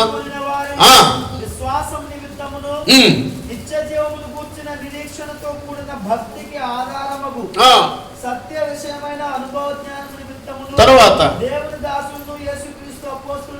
పౌలు మనందరి విశ్వాస విషయంలో నా నిజ కుమారుడకు తీతుకు శుభమని చెప్పి రాయినది. ఆ నిత్య జీవమును అబద్ధమాడనేరని దేవుడు ఆ కాలముందే వాగ్దానము చేసెను. చేతుల తలలో చెప్పండి గట్టిగా. అందుకని బైబిల్ యొక్క వాక్యంలోది నిత్యమైనది. ఎలా చెప్పగలుగుతారు? అబద్ధం ఆడని దేవుడు ఆ కాలమందే వాగ్దానం చేశాడంట. ఏ కాలమందు? ఎప్పుడైతే ఆది కాండము 3వ అధ్యాయంలో మానవుడు తప్పు చేసి ఆజ్ఞ అతిక్రమించి శాపం తెచ్చుకుని పాపిగా మార్చబడ్డాడో, వెంటనే ఆది కాండం దేని పెట్టారా 7-8 వచనాలు తప్పు చేసినటువంటి మానవుడికి దేవుడు వాగ్దానం 15వ వచనం రాయబడిన వాగ్దానం ఏంటో తెలుసా? నా కుమారుడా అని దేవుని యొక్క వాక్యంలో ఆ మనుషునికి సాతానికి అద్భుతమైనటువంటి వైరం కలుగుతుందని చెప్పి బైబిల్ యొక్క వాక్యంలో రక్షణ ప్రణాళికను ఆ కాలమందే దేవుడు చెప్పాడు. దేవుడికి స్తోత్రం. అది స్థిరపరచబడి ఈ రోజున మన జీవితంలో దేని బిడ్డరా 2000 సంవత్సరాల క్రితమే ఆ వాగ్దానం నెరవేర్చబడి అద్భుతమైన రీతిలో నశించిపోతున్న మన అందరి నిమిత్తమై ప్రభు యేసుక్రీస్తు వారు ఈ లోకంలో రక్షకుడుగా ఈ లోకానికి వచ్చాడు. ఎప్పుడు వచ్చాడు? అన్ఎక్స్పెక్టెడ్ గా వచ్చింది కాదు, అనుకోకుండా వచ్చిన వాడు కాదు, ఏదో దేవుడు టైం పాస్ కొరకు వచ్చిన వాడు కాదు. ఎప్పుడో కొన్ని వేల లక్షల సంవత్సరాల క్రితమే రక్షణ ప్రణాళిక దేవుడు స్థిరపరిచి వాగ్దానం చేశాడు. దేవునికి స్తోత్రం. ఆ కాలమందే వాగ్దానం చేశాడు. అబద్ధమాడినటువంటి దేవుడు తన వాగ్దానాన్ని స్థిరపరిచే దేవుడు అద్భుతమైన రీతిలో ఆ వాగ్దానం స్థిరపరిచాడు, నెరవేర్చినట్లుగా లేఖనాల్లో రాయబడిన మాట. వాగ్దానంలో ఉన్న మొట్టమొదటి లక్షణం ఏంటి అని వాక్యంలో రాయబడిన మాటని గమనిస్తే మాట తప్పనిది వాగ్దానం. స్తోత్రం. రెండవ విషయం ఏంటంటే స్థిరమైనది. అననమ్మకేంటి? వాగ్దానం స్థిరమైందా మరి మారిపోతుందా? మనం ఏం చేస్తుంటాం? వాగ్దానం చేస్తుంటాం, మర్చిపోతుంటాం, మారిపోతుంటాం. మీరు బైబిల్ ఎన్నిసార్లు చదివినా అదే మాట ఉంటుంది, ఎన్నిసార్లు చదివినా అదే వాగ్దానం మనకు ప్రభు చేస్తున్నాడు. ఆ వాగ్దానం స్థిరమైనది. దేవునికి స్తోత్రం. అబద్ధమాడనేరని చెప్పి బైబిల్ యొక్క వాక్యంలో రాయబడినటువంటి మాటను మనం చూడగలుగుతాం. ఇంకొక మాట కూడా 3వదిగా మనం చదువుకున్నట్లయితే ఉత్తమమైనది, ప్రశస్తమైనది అని చెప్పి వాగ్దానాన్ని గురించి రాయబడిన మాటను మనం చూస్తాం. చదవండి, పేతురు రాసినటువంటి 2వ పత్రిక 1వ అధ్యాయం 4వ వచనంలో రాయబడినటువంటి మాటను మనం చదువుకుంటే, పేతురు రాసినటువంటి 2వ పత్రిక 1వ అధ్యాయం 4వ వచనం చదువునానా? ఆ మహిమ గుణాతిశయమును బట్టి అమూల్యములను అత్యధికములైన వాగ్దానములు అనుగ్రహించి ఉన్నాడు. చేతులెత్తి స్తోత్రం చెల్లిద్దాం. ఎటువంటి వాగ్దానం అంటండి? అమూల్యమైన అత్యధికమైన వాగ్దానాలు. స్తోత్రం. అది బైబిల్ యొక్క వాక్య భాగంలో స్పష్టంగా పేతురు భక్తుడు రాస్తున్నటువంటి మాటను మనం చూస్తున్నాం. కనుక నా దీని బిడ్డారా, ఇప్పుడు నీకు ఇవ్వబోయే వాగ్దానం అమూల్యమైనది. స్తోత్రం. విలువైనది, స్థిరమైనది. ఎంత మాత్రం ఆయన మాట ఇచ్చాడంటే జరిగించే దేవుడు తప్ప మాట తప్పే దేవుడు కాదు. నమ్మిన వారందరూ హల్లెలూయా చెప్పండి గట్టిగా. ఆ వాగ్దానం ఈ రోజున మనం పొందబోతున్నాం. పరిశుద్ధాత్మ దేవుడు వాగ్దానం చేస్తున్నాడు. ఆ వాగ్దానం ఎలాంటిదని చెప్పి లేఖనాల్లో రాయబడిన మాటను గమనిస్తే ఉత్తమమైనది, ప్రశస్తమైనది అని చెప్పి, దేని మీద అమూల్యమైనది చెప్పి, అత్యధికమైనవి చెప్పి లేఖనాల్లో రాయబడినటువంటి మాటను మనం చూస్తున్నాం. దేవునికి స్తోత్రం. 4వదిగా హెబ్రీ పత్రిక 6వ అధ్యాయం 17వ వచనంలో రాయబడినటువంటి మాట చదువుకుంటే, హెబ్రీ పత్రిక దీని బిడ్డ 6వ అధ్యాయం 17వ వచనంలో ప్రమాణం ఎలాంటిదంటే, దీని బిడ్డ బైబిల్ యొక్క వాక్యంలో ఆయన ప్రమాణము అద్భుతంగా దృఢపరిచెను అని బైబిల్లో రాయబడింది. ఆయన వాగ్దానం ఎలాంటిదంటే దృఢమైనది, దృఢపరిచినది చెప్పి లేఖన భాగాల్లో రాయబడినటువంటి మాటను మనం చూస్తున్నాం. 5వదిగా చిన్నగా ఈ మాట చూపించి ముందుకు వెళ్ళాలని ఇష్టపడుతున్నాను. బైబిల్ యొక్క వాక్య భాగంలో ఇక ఎన్ని వాగ్దానాలు దేవుని బిడ్డలు ఉన్నాయంటే అన్ని వాగ్దానాలు యేసుక్రీస్తు పక్షాన మన యేసుక్రీస్తు ద్వారా మన పక్షాన ఆమేన్ అన్నట్లుగా ఉన్నాయి. హల్లెలూయా చెప్పండి గట్టిగా. చదవండి, కొరింథీయులు రాసిన 2వ పత్రిక 1వ అధ్యాయం 20వ వచనంలో పౌలు భక్తులు సంఘానికి రాస్తున్నటువంటి మాట, మీరు వాగ్దానములు ఎన్ని ఉన్నను అన్నియు ప్రభు యేసుక్రీస్తు ద్వారా అవును అన్నట్లుగానే ఉన్నాయి. ఆమేన్ అంటారా? 2 చేతులు స్తోత్రం చెప్పండి. చెప్పాలి హల్లెలూయా. ఇప్పుడు వాగ్దానం యొక్క లక్షణాలు ఒక 5 సంగతులు మీకు జ్ఞాపకం చేశాను. మీరు ఈ మాత్రం మనసులో పెట్టుకోండి. చెప్పండి, వాగ్దానం ఎలాంటిది? మాట. చెప్పాలి, మాట. ఒక అక్షరం కూడా తొలగిపోనిది వాగ్దానం. అటువంటి అద్భుతమైన వాగ్దానం దేవుడు ఈరోజు మీ చేతికి ఇవ్వబోతున్నాడు. స్తోత్రం. 2 వాగ్దానం ఎలాంటిది? చెప్పాలి, స్థిరమైనది. మనకి స్థిరత్వం ఉండదు. ఇప్పుడు ఒక మాట మాట్లాడతాం, అరగడతాం, ఇంకో మాట మాట్లాడతాం. హల్లెలూయా గట్టిగా. ఈ రాత్రంతా మెలుగుతూ ఉంటారా అని అనుకోండి, ఉంటారు, నిద్రపోతూనే ఉంటారు. మన మాటలు స్థిరంగా ఉండవు, మన మాటల్లో దేని బిడ్డ దొర్లిపోతూ ఉంటాయి. మూడోదిగా బైబిల్ యొక్క వాక్యం ఏమి రాయబడింది చెప్పున్నానా? ఉత్తమమైనది, అత్యధికమైనవి. చేతులెత్తి స్తోత్రం చెల్లిద్దాం. నాలుగోదిగా వాగ్దానం గురించి ఏమి రాయబడింది? అమ్మ దృఢపరిచారంట దేవుడు, దృఢపరిచాడు అని బైబిల్ యొక్క వాక్యం అనగా ప్రమాణము చేశాడు దేవుడు, మాట తప్పే దేవుడు కాదు. ఐదోదిగా వాక్యం ఏమి రాయబడిందంటే ఎన్ని వాగ్దానాలు ఉన్నప్పటికీ కూడా మనందరి పక్షాన ఆమె అన్నట్లుగా ఉన్నాయి. దేవుడు బైబిల్లో వాగ్దానాలన్నీ మనకి ఇచ్చును గాక. రెండు చేతులు స్తోత్రం చెప్పండి. ఒక చిన్న మాట చెప్పి కార్యక్రమం ముగించడానికి ప్రయత్నం చేస్తాను. చిన్న మాట వాగ్దానం చదవండి. ఇప్పుడు యెషయా గ్రంథం 43వ అధ్యాయం. ఎక్కువసేపు కాదండి, జస్ట్ నిమిషాలు మాత్రమే, కొద్ది నిమిషాలు అంటే 60 నిమిషాలు కావచ్చు, 120 నిమిషాలు కావచ్చు, చెప్పలేము. అన్ని నిమిషాలే, మరలా గంటలు కాదు, నిమిషాలు. హల్లెలూయానండి. వాగ్దానం చదవగలరా ఎవరైనా? భయపడకుము, పేరు పెట్టి నిన్ను చేతులెత్తి స్తోత్రం చెల్లిద్దాం. నీవు నా సొత్తు. ఈ రాత్రి ప్రభు నీతో మాట్లాడుతున్నమాట. భయపడొద్దు, పేరు పెట్టి నేను పిలిచి ఉన్నాను, నువ్వు నా సొత్తు అని ప్రభు మాట్లాడుతున్న మాటను మనం చూస్తున్నాం. దేని బిడ్డారా, ఆయన వాగ్దానం చేశారంటే మాట తప్పని వాడు. నమ్మిన వారు హల్లెలూయా చెప్పండి గట్టిగా. ఇప్పటివరకు వాగ్దానం యొక్క లక్షణాలు మనం వింటూ వచ్చాం. అయితే ఈ రాత్రి దేని బిడ్డారా, ఈ తెల్లవారుజామున ఈ మొట్టమొదటి కొత్త సంవత్సరం మొట్టమొదటి కొన్ని ప్రారంభ గంటల్లో మనతో ప్రభు మాట్లాడుతూ వాగ్దానం చేస్తున్న వాగ్దానం ఏంటంటే భయపడొద్దు, పేరు పెట్టి నేను పిలిచి ఉన్నాను, నీవు నా సొత్తు అన్నాడు దేవుడు. ఇప్పుడు ఒక చిన్న మొక్కను మాత్రం ధ్యానం చేద్దాం మనం. భయపడకుము అనడమ్మా, చేతుల తలలో చెప్పాలి. ఈ మాటను జస్ట్ ఒక వివరించని జస్ట్ అవుట్లైన్స్ మాత్రం జ్ఞాపకం చేసి ముగించేస్తాను. భయపడొద్దు అన్నాడు దేవుడు. యెషయా ప్రవక్తతో మాట్లాడుతున్నాడు, ఆనాడు ప్రజలతో మాట్లాడుతున్నాడు. ఈ రాత్రి ఈ రోజు మనందరితో మాట్లాడుతున్నాడు. ఏమంటున్నాడు దేవుడు? భయపడొద్దు. ప్రస్తుత కాలంలో మనిషి అనే ప్రతి వ్యక్తికి కూడా ఎన్నో రకాల భయాలు వెంటాడుతూ ఉన్నాయి. హల్లెలూయా గట్టిగా. భయం లేదు అన్న వాళ్ళు ఎవరైనా ఉంటే ఒకసారి చేతుల తలలో చెప్పండి అన్నా అనుకోండి. కొంతమందికి అర్థం కాక హల్లెలూయా చెప్పొచ్చు. హల్లెలూయా చెప్పారంటే వాళ్ళకి ఇంకా పూర్తిగా అర్థం కాలేదని అర్థం అన్నమాట. అయితే ఈ లోకం ప్రతి మనిషికి భయమే. తమ్ముడు డేవిడ్, ప్రతి మనిషికి భయమే. ఇప్పటికి ఏం భయం? అన్న చూస్తాను నిద్రొస్తుంది అంత భయం. రకరకాల భయాలు. నేను పెట్టారా, బైబిల్ యొక్క వాక్య భాగంలో నేను చదవటం ప్రారంభించాను. భయం అందరికీ ఉంది, రకరకాల భయాలు. అయితే నేను ప్రభుత్వం ప్రార్థన చేసి దేవుని అడిగిన ఆలోచన ఏంటంటే అసలు మనిషికి ఎందుకు భయం వస్తుంది? చేతులు ఎత్తి స్తోత్రం చెల్లిద్దాం. దగ్గర చెప్పండి హల్లెలూయా. ఎన్నో రకాలుగా భయాలతో ప్రజలు పీడించబడుతున్నారు. ఈ రోజున చాలా మంది ఇప్పుడు అసలు వాస్తవం మన విశ్వాసాలను దృష్టి ఇదంతా ఫుల్ఫిల్ అయిపోద్ది, నిండిపోద్ది. సగం మందే వచ్చారు, సగం మంది రాలేదు. ఎందుకు రాలేదంటే చెప్తున్న సమాధానం ఏంటంటే భయం. దేని గురించి భయమో?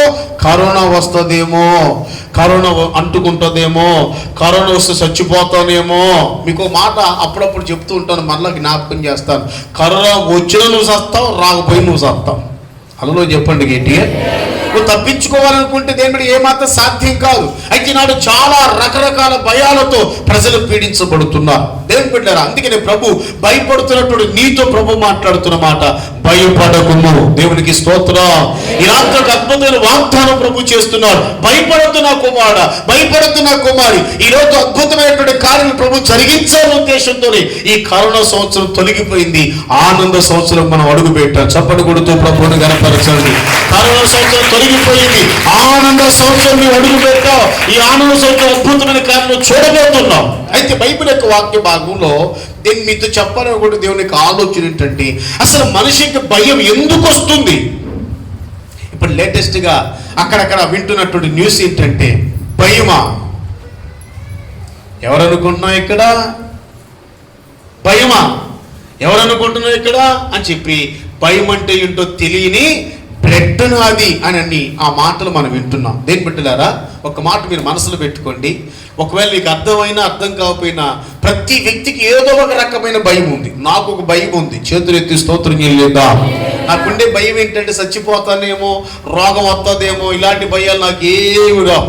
దేని బిడ్డరా, ఒకవేళ నేను కొడతారేమో, చంపేస్తారేమో, అస్సలు భయపడను. ఇప్పుడు ఎవరు వచ్చి చంపుతాను, చంపేంటారా బాబు అని చెప్పి ముందుకు వెళ్ళిపోతాను. ఈ లోకంలో బ్రతకదాని చెప్పిన ఏదో వస్తుందని చెప్పి భయం నాకు లేదు, కానీ ఒకే ఒక భయం ఉంది, నా వలన ఏమైనా పరిచర్య పాడైపోతాదేమో అన్న భయం తప్ప వేరే భయమే లేదు. చేతులెత్తి స్తోత్రం అనండి. చూసారు కూడా 4 మాటలు చెబుతాను, మీరు ఎలా ఉంటే నేను చెప్పగలను. హలో చెప్పండి గట్టిగా. నా వల్ల పరిచర్య పాడైతే, పరిచర్య డ్యామేజ్ అయితే అని భయం తప్ప దేని బిడ్డానికి దేని గురించి భయపడ్డా. చచ్చిపోతాను భయం లేదు, తింటానికి లేదు ఉండదని భయం లేదు, కొడతారని భయం లేదు, కేసులు పెడతారని భయం లేదు. వెళ్ళిపోయి ఎక్కడికైనా మాట్లాడతాను అన్నమాట. స్తోత్రం. ఒకే ఒక భయం, పరిచర్య పాడైతే నా వలన కీడు వస్తుందేమో అన్నట్టు భయం తప్ప ఇక వేరే భయం లేదు. అయితే ఈనాడు నీకు ఎన్నో రకాల భయాలు ఉన్నాయి. మనుషుల జీవితంలో ఎన్నో రకాల భయాలు మనం చూస్తున్నాం. భయకంపితులైపోయి దేని బిడ్డలారా, ప్రజలు ప్రతి క్షణం భయము ఆందోళన మధ్యలో కొనసాగుతున్నారు. ప్రస్తుత కాలంలో అందరికీ రకరకాల అనారోగ్యాల కారణం ఏంటంటే భయము ఆందోళన ఎక్కువైపోయింది మనుషుల జీవితంలో. దేని బిడ్డ అసలు భయము ఎందుకు వస్తుంది అని వాక్యాన్ని చదువుకుంటే ప్రాముఖ్యంగా వాక్యానుసారంగా ఒక 4 మాటలు మీకు జ్ఞాపకం చేసి ముగించాలని ఇష్టపడుతున్నాను. స్తోత్రం. 2 చేతులు తలలో చెప్పండి. భయం రావడానికి గల కారణం ఏంటి? భయం ఎందుకు వస్తుంది? దేవుడు అంటాడు భయపడొద్దు అన్నాడు. ఎందుకు భయం వస్తుంది మనుషునికి, మానవునికి భయం రావడానికి గల కారణం? మొట్టమొదటి కారణం ఏంటో తెలుసా? ఒక వ్యక్తిలోకి భయపడడానికి మొట్టమొదటి కారణం ఏంటంటే వాడు చేసే పాపమే వాడికి భయాన్ని కలిగిస్తుంది. బైబిల్లో రాయబడింది. స్తోత్రం. చేతులు చెప్పండి గట్టిగా. మనుషులకి భయం ఎప్పుడు ప్రారంభమైంది? పాపం వలన భయం ప్రారంభమైంది. ఆదికాండం 3:10 మీరు చదువుకున్నట్లయితే బైబిల్ యొక్క వాక్య భాగంలో ఆదికాండం 3:10 ఏమి రాయబడిందంటే, బైబిల్లో దేవుడు యెహోవా ఆదామా అని మాట్లాడటం ప్రారంభిస్తే ప్రజలు దేని బిడ్డరా, ఆదాము హవ్వ ప్రతిరోజు దేవుడితో సహవాసం చేసేవారు, ప్రతిరోజు దేవుడితో మాట్లాడటం ప్రారంభించేవారు. వాళ్ళు దేవుని స్వరూపమందు దేవుని పోలికగా చేయబడినటువంటి ఆదాము హవ్వ ఎప్పుడైతే దేవుడు వద్దు అన్నటువంటి పండును తిన్నారు, ఆజ్ఞను అతిక్రమించారు, పాపం చేశారు, వాళ్ళు దిగంబరులు అయిపోయారు. ఎప్పుడైతే దిగంబరులు అయిపోయారు, ప్రతిరోజు లాగానే దేవుని యెహోవా ఆదాముతో అవ్వతో మాట్లాడడానికి ఆ ఏదెను తోటలోకి దిగి వచ్చినప్పుడు పిలుస్తున్నాడు. ఆదామా my dear son, where are you my dear Adam అని పిలుస్తా ఉండేది. ఏం బిడ్డలారా, వెంటనే బైబిల్ అక్కడ ఏం రాయబడిందంటే, అక్కడ స్వరం ద్వారా 10 ఏం రాయబడిందంటే, అయ్యా అందుకతడు తోటలోని స్వరము విని భయపడి. హలో ఏనండి, గట్టి చెప్పండి. ఎందుకు భయపడ్డారు నువ్వు? నీ భయానికి కారణం ఏంటి? మరి ఇంతకుముందు భయపడ్డా? భయపడలా. ప్రతిరోజు దేవుడు వచ్చేవాడు, ప్రతిరోజు దేవుడితో సహవాసం చేసేవాడు. ఆదాము హవ్వ ప్రతిరోజు అద్భుతమైన సహవాసం కలిగి ఉండేవాడు. దేవుడు ప్రతిరోజు పరలోకాన్ని విడిచి కోట్ల దేవతలను విడిచి ఆదాముతో తిరిగేవాడు, హవ్వతో తిరిగేవాడు, తోట మధ్యలో సంచరిస్తూనే ఉండేవాడు, ఒక ఫ్రెండ్లీగా, ఒక తండ్రిగా. మరి ఎప్పుడు రాని భయము, ఎప్పుడు లేని భయము ఇప్పుడు ఎందుకు వచ్చింది అంటే దానికి కారణం ఏంటంటే ఆజ్ఞ అతిక్రమించి తప్పు చేశారు, పాపం చేశారు కనుక ఆ పాపం వలన మానవ జీవితంలో భయం ప్రారంభమైంది. స్తోత్రం. చెప్పండి హల్లెలూయా. ఉదాహరణకి మన ఇంట్లో పిల్లలు ఉన్నారు, ఏమండి పిల్లలు ఏదైనా దొంగతనం చేశారు, ఏమంటే దొంగతనం చేసిన తర్వాత మనకి మొత్తానికి పిల్లలు తెలియలేదు, తర్వాత వస్తువు పోయిందని తెలిసి పిల్లలు నిలబెట్టామనుకోండి, ఆ దొంగతనం చేసిన తెలిసిందనుకోండి, వాడికి ఎలా ఉంటుందండి? భయం ప్రారంభమవుతుంది. కారణం ఏంటంటే తప్పు చేశాడు కనుక. పరిశుద్ధ గ్రంథమైన బైబిల్ యొక్క వాక్య భాగంలో ఎప్పుడు భయం వచ్చింది? తప్పు చేసిన ప్రతి వ్యక్తి కూడా భయపడతానే ఉంటాడు. నీ జీవితంలో భయానికి కారణం ఏంటో ఈ రాత్రి ఆలోచించాలి. పరిశుద్ధాత్మ నీతో మాట్లాడుతున్న మాట ఏంటంటే భయపడొద్దు. దేవునికి స్తోత్రం. వాగ్దానం చేసి ప్రభు నీతో మాట్లాడుతున్నాడు. తమ్ముడు, తల్లి, సోదరులారా, ఈ ముగింపులకు మనతో ప్రభు మాట్లాడుతున్న మాట భయపడొద్దు. ఎందుకు భయం వస్తుందని లేఖనాల్లో రాయబడిన మాటను గమనిస్తే మానవుని జీవితంలో భయం రావడానికి గల మొట్టమొదటి కారణము తప్పు చేశారు కనుక, పాపము చేశారు కనుక. బైబిల్ ఇంకో మాట కూడా జ్ఞాపకం చేస్తాం. ఆదికాండం 32వ అధ్యాయం 7వ వచనంలో రాయబడినటువంటి మాట మీరు చదవగలిగితే, ఆదికాండము 32:7 చదువునానా? యాకోబు ఏమన్నాడంట? మిక్కిలి భయపడ్డాడు యాకోబు. ఇలా ఒక్కొక్కరి జీవితం మనం గమనిస్తే చాలా మంది భయపడుతూ వచ్చారు. ఇంతకీ యాకోబు ఎందుకు భయపడ్డాడు? తప్పు చేశాడు కాబట్టి భయపడ్డాడు. ఏం చేశాడు? అన్నయ్యను మోసం చేసి జ్యేష్ఠత్వాన్ని పొందుకున్నాడు. స్తోత్రం. రెండు చేతులకి స్తోత్రం చెప్పాలి. అన్నయ్యకి రావాల్సిన ఆశీర్వాదాన్ని పొందుకున్నాడు. యాకోబు తప్పు చేశాడు కాబట్టి, మోసం చేశాడు కనుక, తప్పు చేశాడు కనుక ధైర్యంగా నిలబడలేక బైబిల్ యొక్క వాక్య భాగంలో రాయబడిన మాట, ఎబ్బోకు రేవు దగ్గరికి వచ్చిన తర్వాత ఆ రేవు అవతల నుంచి కొంతమంది చూడబ్బాయి యాకోబు, మీ అన్నయ్య ఏశావు 400 మంది పరివారంతో నీ మీదకి వస్తున్నాడు దండెత్తి నిన్ను చంపడానికి అని చెప్పిన వెంటనే ఎప్పుడైతే ఆ వార్త యాకోబు చెవులు పడిపోయిందో బైబిల్లో రాయబడిన మాట, యాకోబు మిక్కిలి భయపడ్డాడంట. చెప్పండి అమ్మా, మిక్కిలి. ఒక 5-10 నిమిషాలు ముగించేస్తాను. చేతులెత్తి స్తోత్రం చెప్పండి ఏంటి. మిక్కిలి భయపడినట్లుగా లేఖనాల్లో రాయబడిన మాట. ఎందుకు భయం వచ్చింది? బైబిల్ యొక్క వాక్యం రాయబడిన మాట, తప్పు చేశాడు కనుక, పాపం చేశాడు కనుక, మోసం చేశాడు కనుక, అన్యాయం చేశాడు కనుక భయపడాల్సిన పరిస్థితి ఏర్పరచబడింది. దేని బిడ్డ, బైబిల్ ఏం రాయబడింది తెలుసా? లేఖనాలు రాయబడినటువంటి మాటను చదువుకున్నట్లయితే, నువ్వు సత్క్రియ చేసినట్లయితే నువ్వు తలెత్తుకుందువు కదా అంటాడు దేవుడు కయ్యూనుతో. చేతులెత్తి స్తోత్రం చెల్లిద్దాం. సత్క్రియ అంటే మంచి పని చేస్తే ధైర్యంగా సింహాలాగా తలెత్తగలుగుతాం. అదే తప్పు చేస్తే దేని బిడ్డలారా ఇక మొత్తానికి ఇలా తల దించుకొని తిరగాల్సిన పరిస్థితి. కారణం ఏంటంటే మనుషుల మధ్యలో మనం తలెత్తుకునే పరిస్థితులు ఎదురైతాయి కనుక. మానవుల జీవితంలో భయం రావడానికి మొదటి కారణం లక్ష్మీ తల్లి గారు